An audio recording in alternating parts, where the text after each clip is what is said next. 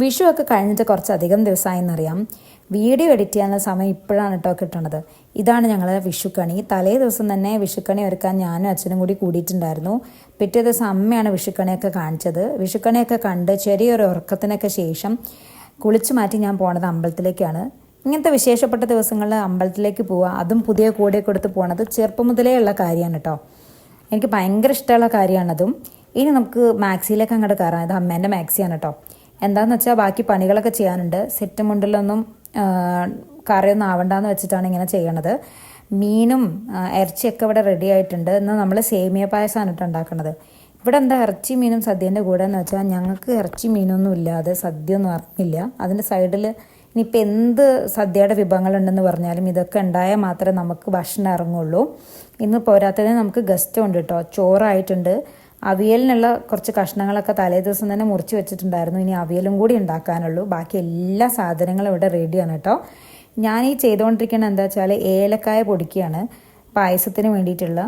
അപ്പം ഞാൻ ഇങ്ങനെ ഒരു ആലസ്യത്തിൽ ചെയ്യുമ്പോൾ അമ്മ പറയുന്നുണ്ട് വേഗത്തിൽ ചെയ്യണം, നമുക്ക് കാര്യങ്ങളൊക്കെ ചെയ്യാനുള്ളതാണെന്ന്. അങ്ങനത്തെ സദ്യയൊക്കെ സെറ്റായിട്ട് നമ്മൾ ആദ്യം ചെയ്യണത് വെച്ച് കൊടുക്കുക. കാരണന്മാർക്ക് വെച്ച് കൊടുക്കാറുണ്ട്. ഇവിടെ ഇങ്ങനത്തെ വിശേഷപ്പെട്ട ദിവസങ്ങളിലൊക്കെ ചെയ്യുന്ന കാര്യമാണിത്. ഞാനും അച്ഛനും അമ്മയും കാരണന്മാർക്കൊക്കെ വെച്ച് കൊടുത്തിട്ടാണ് ഫുഡൊക്കെ കഴിക്കുന്നത്. അങ്ങനെ അച്ഛനും അമ്മയും കൂടിയിട്ട് സദ്യയൊക്കെ വിളമ്പുന്നുണ്ട്. ഞാനത് നന്നായിട്ട് വീഡിയോ എടുക്കുന്നുണ്ട് കേട്ടോ. ഇതാണ് കേട്ടോ നമ്മുടെ കുഞ്ഞു സദ്യ. ഒരുപാട് വിഭവങ്ങളൊന്നുമില്ല, എന്നാലും നമ്മളെ കൊണ്ട് പറ്റുന്ന രീതിക്കുള്ള എല്ലാ ഐറ്റംസും ഉണ്ട്. അതിൻ്റെ കൂട്ടത്തിൽ ഇറച്ചി മീനും. അപ്പോൾ ഞങ്ങൾ 3 പേരും കൂടി ഇരുന്നിട്ട് കഴിച്ചു. ഇനി നമുക്ക് ഗസ്റ്റ് വരാനുണ്ട്. അച്ഛൻ്റെ കൂടെ വർക്ക് ചെയ്തിട്ടുള്ള ഒരു ഹംസ എന്ന് പറഞ്ഞ അങ്കിളും അദ്ദേഹത്തിൻ്റെ ഭാര്യയുമാണ് നമ്മളെ ഗസ്റ്റ് എന്ന് പറയുന്നത്. മാത്രമല്ല നമ്മുടെ നെയ്ബേഴ്സും ഉണ്ട്. ഇങ്ങനെ പായസവും പപ്പടവും പൊടിച്ച് കഴിക്കുന്നത് എനിക്ക് ഭയങ്കര ഇഷ്ടമുള്ള കാര്യമാണ് കേട്ടോ. നിങ്ങൾ ആരെങ്കിലും ഇങ്ങനെ കഴിക്കുന്നുണ്ടെങ്കിൽ കമൻറ്റ് ചെയ്യുക. ഇതാണ് ഞാൻ നേരത്തെ പറഞ്ഞിട്ടുള്ള ഹംസങ്ങൾ. അച്ഛനും ഹംസങ്ങളൊക്കെ ഒരുപാട് വർഷം ഒന്നിച്ച് വർക്ക് ചെയ്തിട്ടുള്ളവരാണ് എക്സൈസിൽ.